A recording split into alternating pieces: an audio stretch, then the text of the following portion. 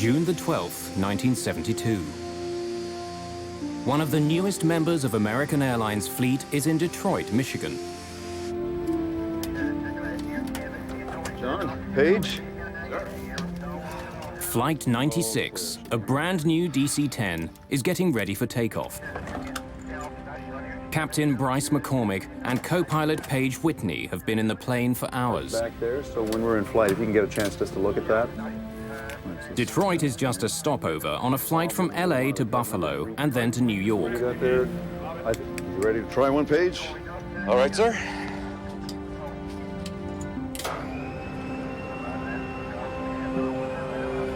McCormick has flown the plane out from California, but Whitney is going to fly the next leg. Both men want as much time at the controls as possible. Neither one of them has more than 75 hours flying the DC-10.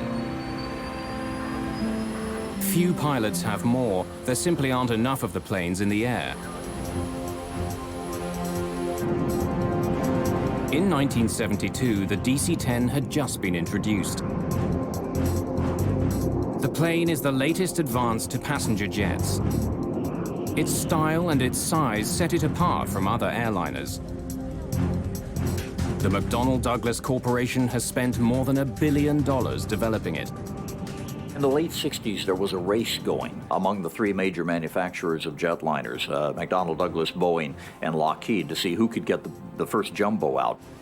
So they got really busy on getting this DC-10 into production as fast as they could. And one of the things that they could not suffer were many delays based on some problem with the design. American Airlines is one of the first companies to buy the plane.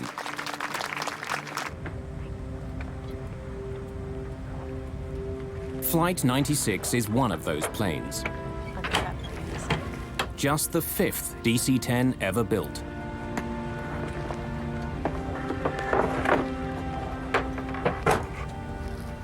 Cydia Smith has just been trained to be the chief flight attendant on the DC-10.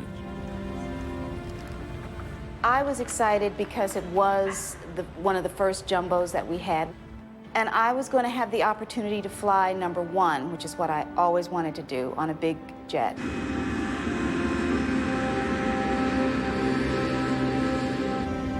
Okay, you got it?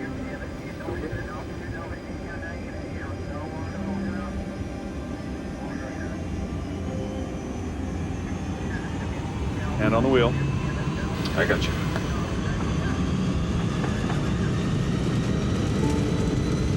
V1, rotate.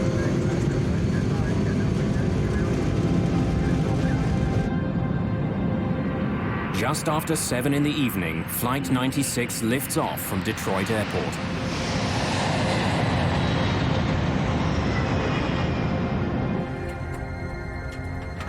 Just minutes after takeoff, the plane is rising easily through 3,500 meters over Windsor, Ontario, Canada.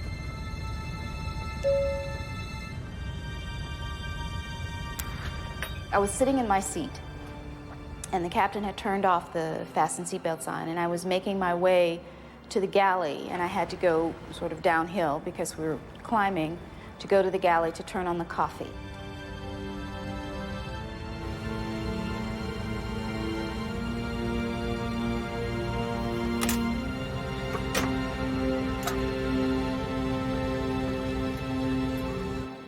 When I punched the coffee and I moved over to one side, that's when it happened.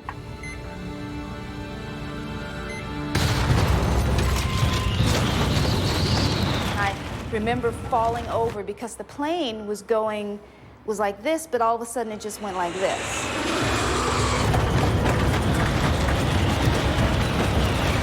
I saw ceiling compartments fall, and I saw things coming out of pockets and everything, and I thought to myself, oh boy. It felt like the last day of my life. We hit something! We lost an engine here! In the cockpit, the crew is fighting for control of their jet.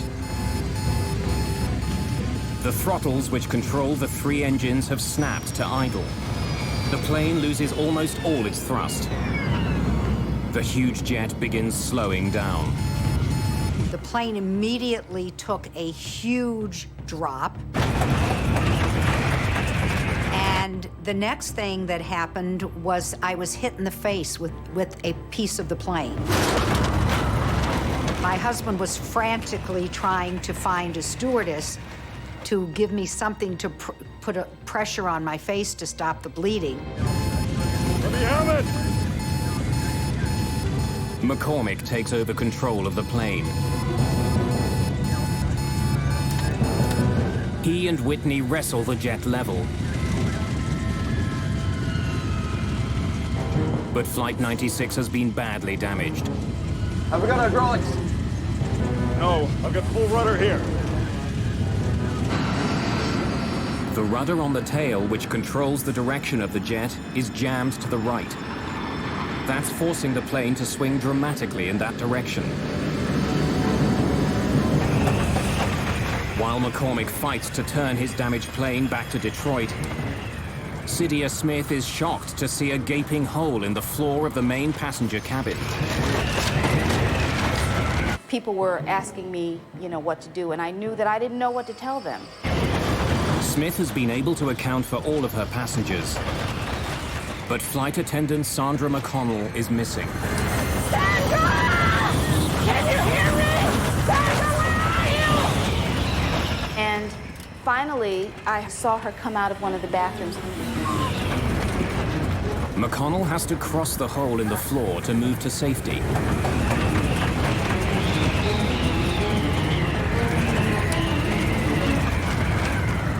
And almost every step she took, the floor kept collapsing.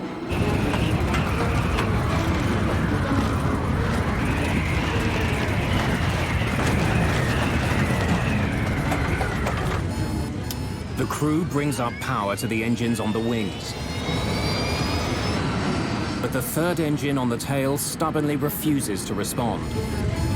Center, this is American Airlines Flight 96. We got an emergency. American 96, roger. Type of emergency? We've got a jammed rudder. We need to get down and make an approach. Along with his engine and his rudder, McCormick is also having trouble controlling the elevators on the tail of the plane. They help him move the massive plane up and down. They're slow to respond, but he can move them. The situation isn't completely hopeless. I think it's going to fly! American 96, turn further right, heading 200. Without complete control of the elevators, and with a rudder that's frozen to the right, McCormick has to use his engines to turn the plane. By increasing the thrust on one side of the plane, he can change direction. But it won't be fast. I have no rudder control whatsoever. So our turns are going to have to be very slow and cautious. All of the passengers move as far away from the hole in the back as possible.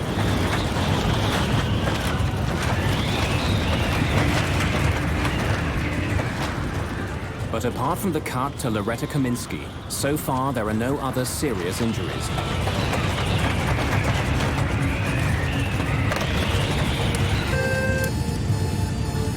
Captain, there's a hole in the back of the plane. A hole! Yes, sir. What do you want us to do? Get everyone ready for an emergency landing. Bryce McCormick's DC-10 is badly damaged.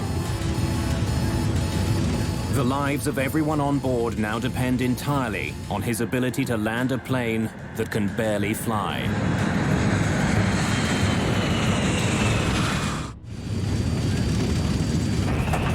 With explosive suddenness, a short flight from Detroit to Buffalo has become the most challenging flight of Captain Bryce McCormick's career. He's down an engine, and he can't move his rudder.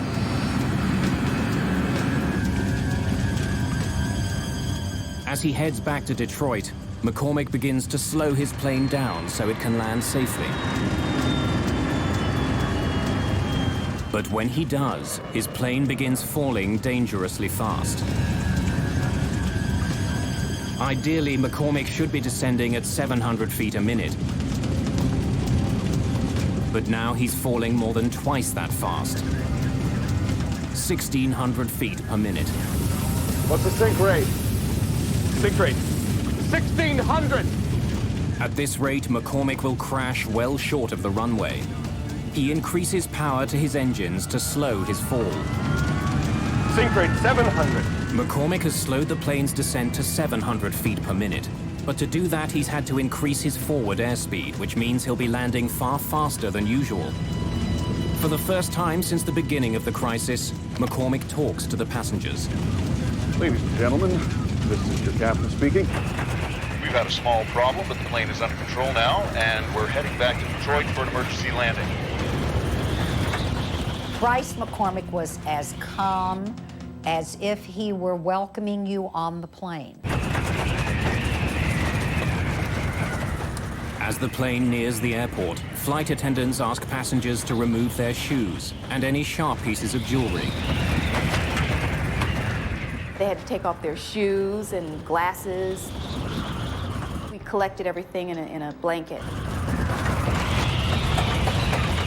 Less than half an hour after leaving, the badly damaged DC-10 struggles back to the Detroit airport.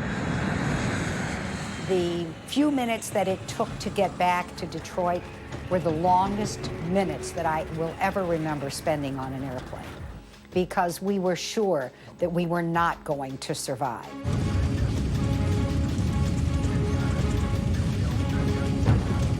Captain Bryce McCormick now needs to give the jet even more power to push the nose up for landing. His plane is still drifting to the right and traveling fast. I have no rudder to straighten it out when it hits.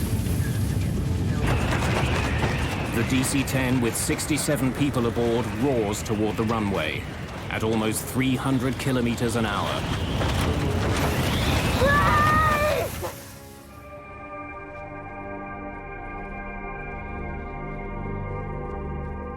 The landing was the most frightening part of the entire flight.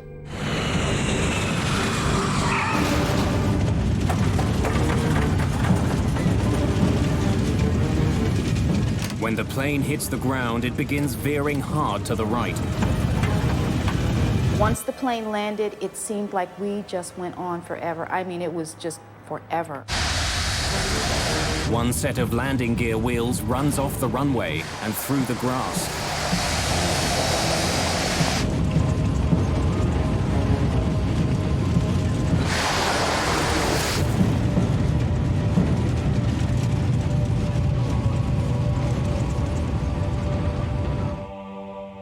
After a harrowing touchdown, the plane eventually comes to a stop just 300 meters from the end of the runway.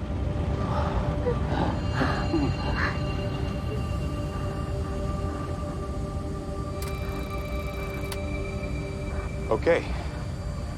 Engines off at your discretion. Shut him down. Every woman wanted to hug him, and he was just amazing, because it was just at that moment that we all realized that we were alive because of him, that he literally had saved our lives. If you take a look at something like this and you say, well, there's good flying and there's bad flying, this is beyond good. This is superlative. This is using every instinct you have as an airman and all the capabilities you have to stay calm enough to get the situation assessed. With the plane on the ground, the crew has its first opportunity to inspect the damage. The captain and I walked back when everybody was off. We walked back to the back, and we just looked up and saw this hole. And it was just so weird. There's no indication that the jet hit something, as the pilots first thought. What has caused such damage to the airliner? The hole was so enormous that if anyone had been sitting in the seats that were there, they would have been sucked out immediately. At that point, they still felt it might have been a bomb. But while the incident had happened with explosive suddenness, no indication of a bomb is found.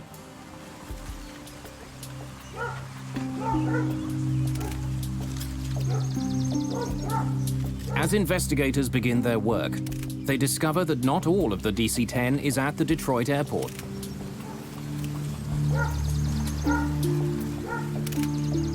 A coffin that the plane was carrying in its cargo hold is discovered 30 kilometers away from the Detroit airport, near Windsor, Ontario, Canada.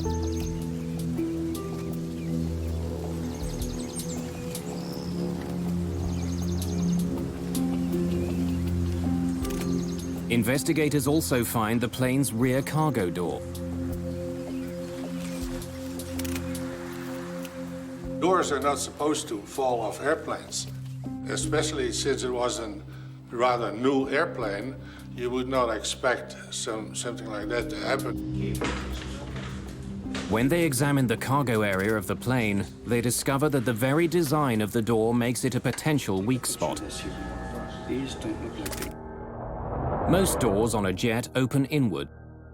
In fact, the door is slightly larger than the frame it fits into. As the pressure builds inside a jet, this type of plug door is actually forced into the frame of the aircraft. The design makes the door extremely safe. But McDonnell Douglas designed the cargo door on the DC-10 to open outward.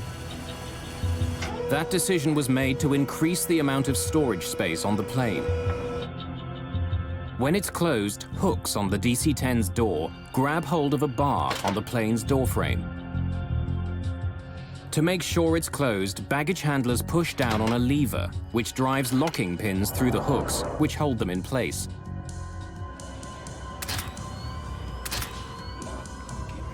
When investigators examine the cargo area of the plane, they don't find any structural damage around the door. When they study the locks on the cargo door itself, they find that the latches are not completely closed. And the pins that are supposed to make sure the door is locked are not in their locked position. When we interrogated the cargo handler that closed the door, it became immediately apparent that he used excessive force to close the door.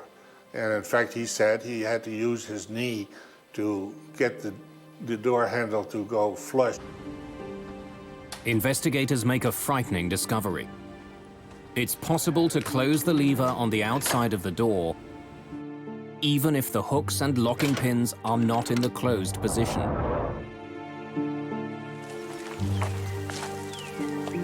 Paul Eddy is a journalist who investigated the history of the DC-10. What Windsor showed is that you could actually pull the handle in order to buckle the top fixture so that the handle went home properly, but the locking pins had not gone through the spools. Engage the lever. This means that baggage handlers can believe the door is closed when it's not. Not only can the outside lever be closed without the locks being fully engaged, there's no way for the crew of the plane to know. The faulty locking pins will still turn off the warning light, even though they aren't in their proper position. The door was a ticking time bomb. As passenger jets climb, the difference between the pressure inside the plane and the pressure outside the plane grows. If a door isn't properly shut, it will blow out with explosive force. The problem on the American Airlines flight began as the plane passed through 3,500 meters. When the door blew, the coffin in the cargo hold was sucked out.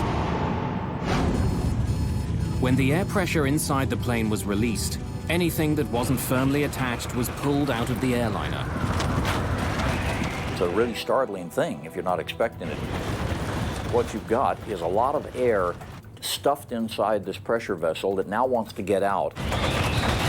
And the bigger the airplane is, the more powerful the hurricane of air leaving the airplane is during that period of time.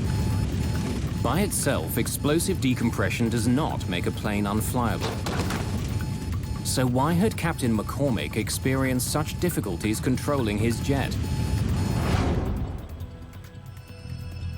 Investigators take a closer look at the back of the plane's cabin and learn that the very design of the DC-10 makes it vulnerable. When the cargo door blew off, there was so much pressure on the floor of the cabin that it collapsed into the cargo compartment below. When it did, the floor ripped into some of the plane's critical control systems. When it collapsed the floor, it took the cables that controlled number 2 engine, and it took most of the cables, or impeded most of the cables that had to do with the flight controls in the back. I think it's going to fly! It left McCormick just enough control to keep his plane level. The remarkable flying of Bryce McCormick had saved the lives of everyone on board Flight 96. But there was a problem with one of the newest and most expensive planes flying over North America. In the Windsor incident, there was an obvious flaw. And that's where the NTSB said, look, here is really the smoking gun, the ability to close that thing without having all those locks engaged. Let's make sure we change this system right now. Every DC-10 operator needs to know this. I want everything checked. I want all the bolts checked first. Chuck Miller is the head of the NTSB's Aviation Safety Bureau. We have to check all the latches, okay? Every single latch. It's his responsibility to point out problems with the new DC-10 and propose solutions. He helps write the fixes he thinks McDonnell Douglas needs to make to keep the plane safe. He was a very, very professional man, and he had his investigators had enormous respect for him. Chuck didn't sit back in the office. Chuck was always on the scene. For Chuck Miller, fixing the DC-10 is a matter of professional pride. For McDonnell Douglas, the near accident over Windsor has enormous implications. Their billion-dollar gamble came close to tumbling from the sky. If anything else goes wrong, the company itself could be at stake.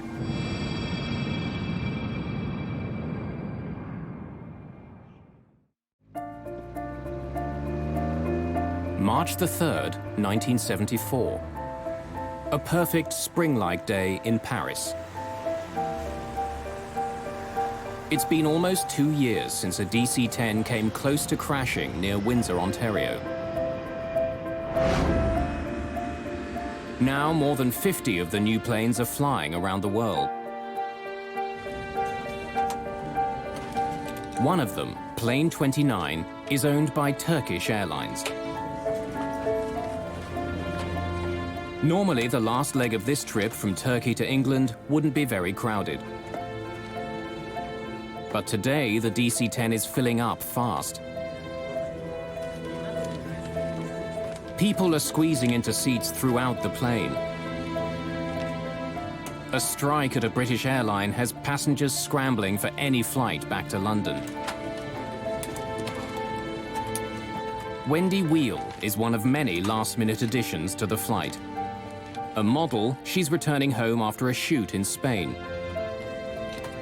We'd been married for 18 months, and we were about to start a family.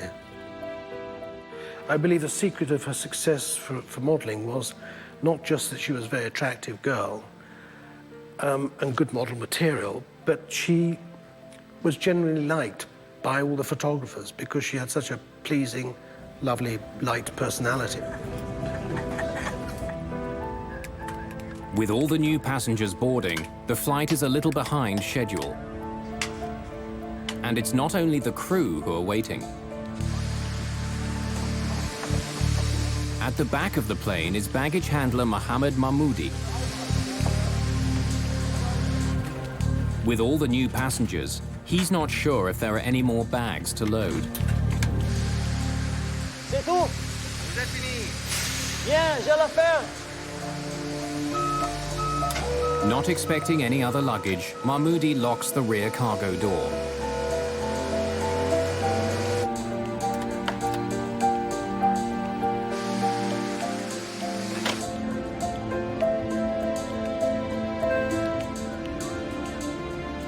The DC-10 is set to go.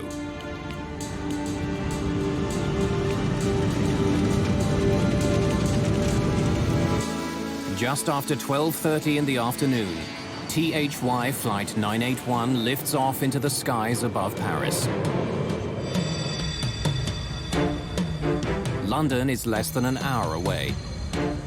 Race control, this is Tango Hotel Yankee 981. We're at 60, requesting clearance to flight level 230. Tango Hotel Yankee 981, you are cleared to flight level 230. 981, roger.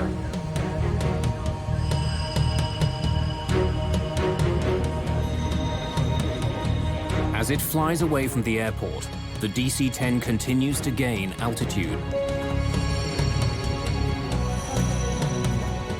2,700 meters, 3,000 meters, 3,300 meters.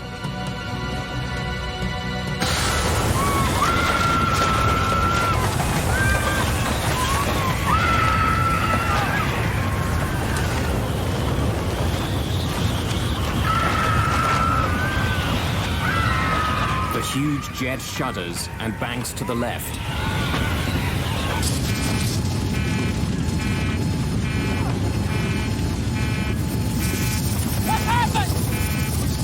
The cabin blew out! Are you sure? Just 16 seconds after the start of the crisis, the crew struggles to save their crippled jet. The nose is pitching down, the plane picking up speed. Bring it up! I can't bring it up! She doesn't respond! Passengers at the back of the plane witness a horrifying scene. 2 rows of seats have simply disappeared. Through a huge hole in the floor, passengers can see the sky over France. 7,000 feet! Hydraulics! We've lost it! The crew discovers that they have no hydraulic power with which to control the plane. Without it, they can't move their rudder or elevators. Even without its most basic controls, the plane begins to level out. But it's fallen too far. Looks like we're going to hit the ground! Speed! The DC-10 is traveling almost 800 kilometers an hour.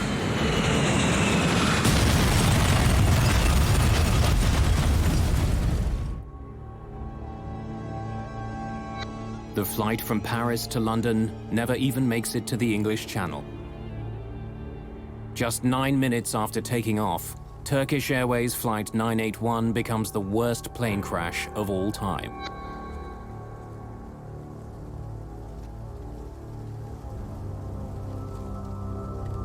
In London, the flight is listed as delayed.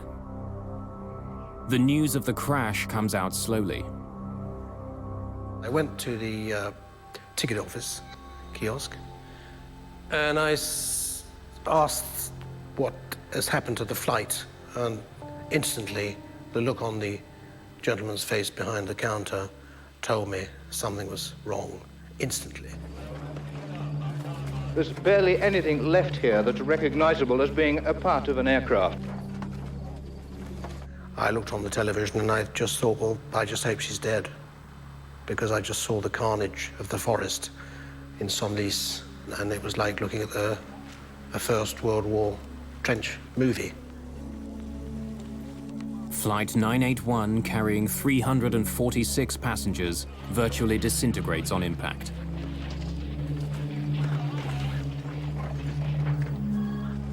There are no survivors. It was just a scene of absolute, utter devastation. And the litter of personal possessions, electric wires, bits of metal, bits of bodies, just strewn everywhere. I mean, you couldn't walk anywhere without the danger you were going to stand on a part of a human being. I still have nightmares about this, even though it's 33 years ago. Investigators for the French Accident Investigation Bureau are quickly on the scene. My first job was to evaluate the scope of the wreckage and to begin the first investigation on the spot. At first, I was unable to know what has happened. I was just seeing that a terrible crash has occurred and that it will be a very hard work for the investigators. Despite the enormous force of the crash, the black boxes, made of 3 layers of hardened steel and insulation, survive. Their contents could provide valuable clues about the crash. Most of the speculation was that it must have been a bomb, because, you know, you've got a almost brand new, very powerful aeroplane flying in clear blue sky, and it gets to 12,000 feet and falls out of it. Investigators are called to a field 15 kilometers from the crash site. They find a piece of fuselage and 2 rows of seats from the DC-10. Somehow, they fell free of the airliner before the rest of the plane smashed into the forest. When investigators arrive, the bodies of the passengers who were in the seats have already been removed. When relatives of those who died in the crash arrive in France, they're directed to a small church in the town of Senlis. One of the saddest sights I've ever seen is in this church. They laid out on tables everything they'd found, you know, clothing, possessions, teddy bears, rings, watches. And then relatives who wanted to were allowed to come and walk around these trestle tables with all this stuff like that.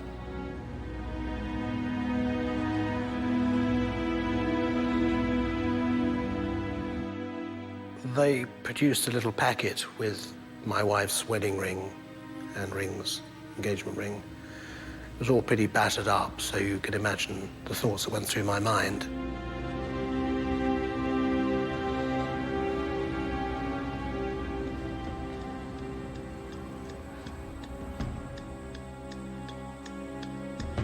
Since the accident involves an American plane, the NTSB's Chuck Miller joins the investigation. For the second time in 2 years, he's dealing with a problem with the DC-10. I don't believe that Miller suspected for one moment that the door hadn't been fixed after Windsor. But it becomes clear that the piece of fuselage found in France is in fact the plane's rear cargo door. It seems like a repeat of the Windsor accident. Miller is left with a haunting question. Why hadn't the problem been fixed? When he saw the door, of course, saw that it hadn't been done. The fix hadn't been made. And that's when I think his anger became very, very strong indeed. Miller takes an unusual step. Although the official investigation is just beginning, he gives journalist Paul Eddy an important tip. I said, have you got any ideas what made the door come off? He said, yeah. Well, if I were you, I'd go and look at a place called Windsor, Ontario.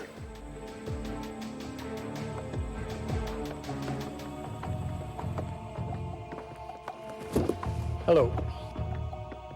I'm Chuck Miller. Miller shares his suspicions with the French investigators. Could you please pass these around?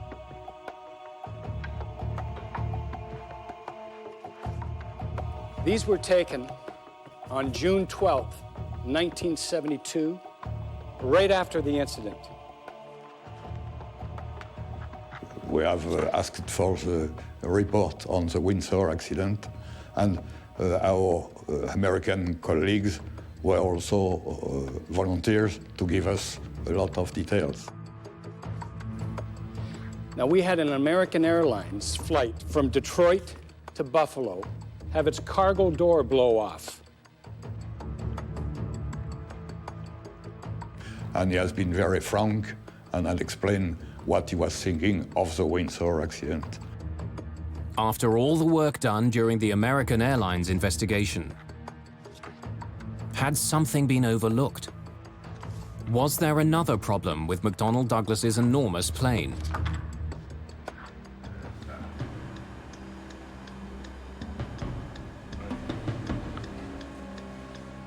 With the information from Chuck Miller, French investigators take a closer look at the plane's cargo door. They make a shocking discovery. There is no new problem. It's just like the American Airlines case all over again. The latches that are supposed to hold the cargo door closed aren't locked.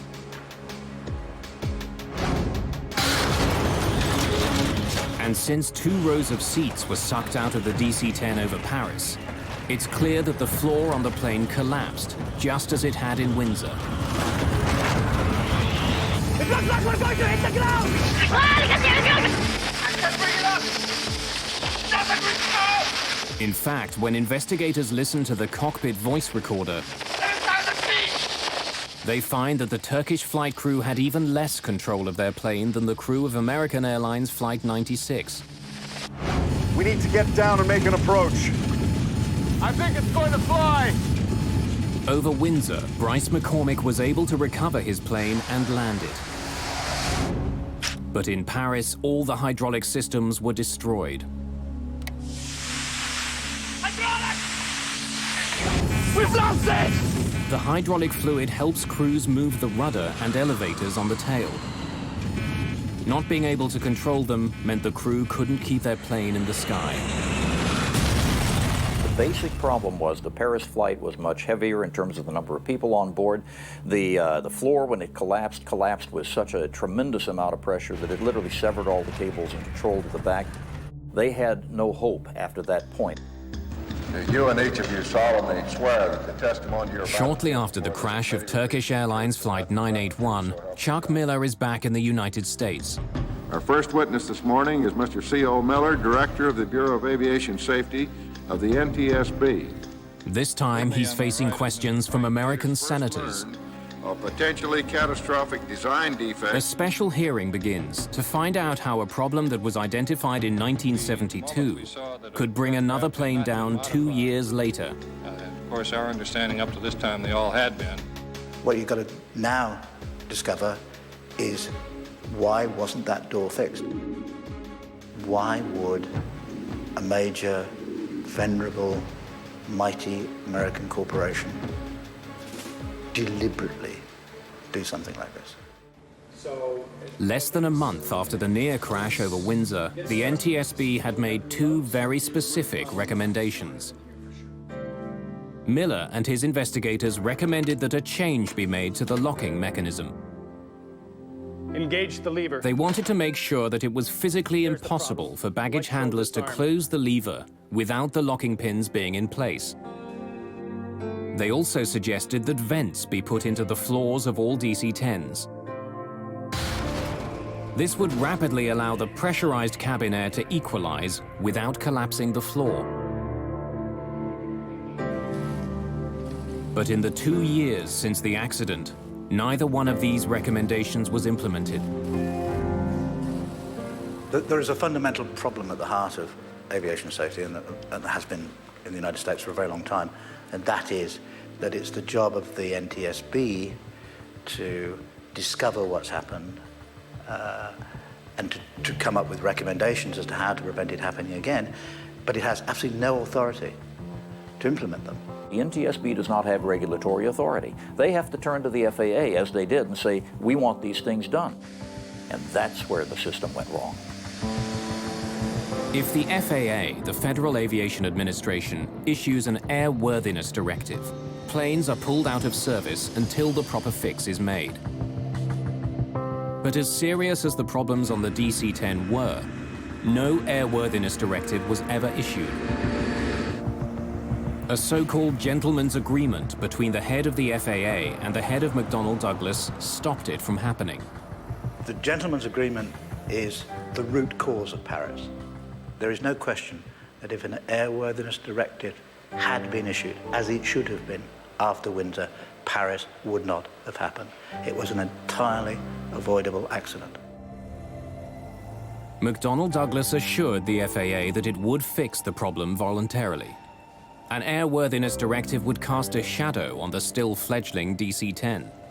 The last thing in the world you want is for the public or any of the airlines who are going to be operating these airplanes to think, oh, maybe there's some flaws in this bird.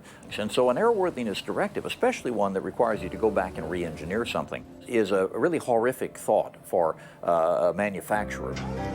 McDonnell Douglas did make changes to the way the cargo door was built. A peephole was cut in the bottom of the door so baggage handlers could see if the locking pins had engaged. Several warning signs were also attached to the plane's door. The company also made other changes to the DC-10. These included increasing the length of the locking pins and attaching a plate to the inside of the door. This plate would make it physically impossible to push down the lever if the door wasn't properly locked. But each of the proposed fixes had its own problem. Many baggage handlers didn't know what the small window in the door was for. And the baggage handler in Paris read and spoke 3 languages, but not English, the only language in which the warning signs were written.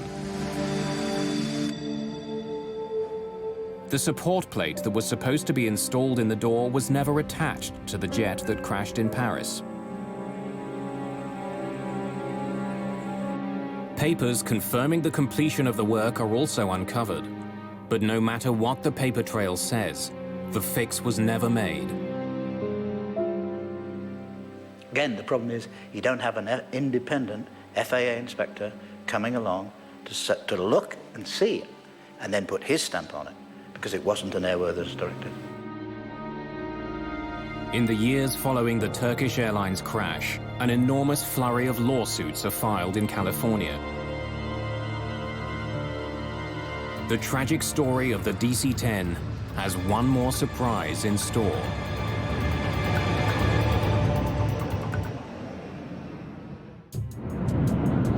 It's 1974, and an unprecedented series of lawsuits are being filed against McDonnell Douglas. The families of those who died near Paris want someone held responsible. As time went by, I learned more and more about what actually happened and realized that it was not an accident as we would call an accident. It was totally avoidable. My goal was to expose these people. In the weeks leading up to the trial, lawyers who are involved in the case have access to the entire history of the DC-10's development. They're not the only ones who pore through the evidence. So does journalist Paul Eddy. We were determined to get to those documents and that testimony. Somebody gave us a key to the depository where the documents were, and so at night we would go in and then had a huge accumulated pile of documents to go through in order to find out what they've been up to.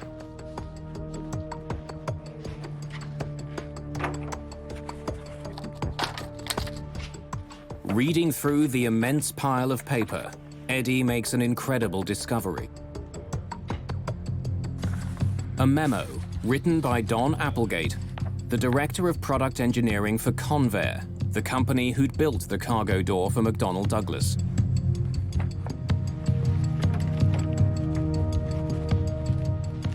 I think the point when we knew we got them was the Applegate memorandum that specifically pre-warned this would happen. The memo is a damning indictment of the cargo doors that were being made for the DC-10 and the lack of venting in the cabin floors. It warns that it's only a matter of time before there's a major disaster involving the doors.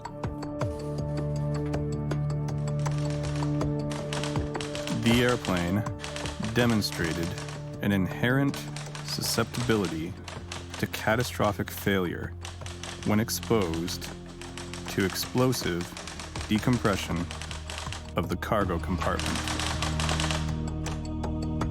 The memo, written just weeks after the near disaster in Windsor, recommends that immediate changes be made to the DC-10 cargo door. You know you've got them. You know you've got them because you know they knew. During the court case, another chilling find is made. Not only did McDonnell Douglas know about the problem after Windsor, they knew during the development of the DC-10. 4 years before the Paris crash, 2 years before Windsor, the cargo door failed during a pressure test. The company knew there was a problem, but the fundamental design of the door stayed the same. I could not believe a large corporation, McDonnell Douglas at the time, could do such a thing, could risk our lives, ordinary people's lives, for the sake of money. Well, in aviation, it's called tombstone technology. In other words, we always have the balance of money. And unfortunately, over the years, it has been true more times than not that we have had to wait until we had enough people die in an accident to say, you know, we really are going to have to spend the money over here. The Applegate memo and other information that comes out during the court case leads to one of the biggest settlements in the history of aviation. McDonnell Douglas paid over $80 million in damages. After the Paris crash, foolproof changes were finally made to the DC-10 cargo door. And this time, nothing was left to chance. The FAA issued an airworthiness directive that ensured the doors would never again open in mid-air. And it worked. After Paris, there wasn't another serious incident involving the cargo doors on a DC-10. But the plane's history and an intensely competitive industry did have an impact. McDonnell Douglas sold far fewer commercial DC-10s than it had once hoped for. Most of the pilots that I know who have flown the DC-10 over the years really love the old bird. She's probably a little more clunky than the 747 in terms of her heaviness of flight controls, but it's still a lovely bird to fly. That's fine, but you can't disassociate either the airplane or the company from the awful reputation that the crash left. Eventually, McDonnell Douglas itself disappears. The company was bought by Boeing in 1996. In the forest outside Paris, a monument now stands honoring those who were killed on Flight 981. A permanent reminder of one of the most disturbing crashes in the history of aviation.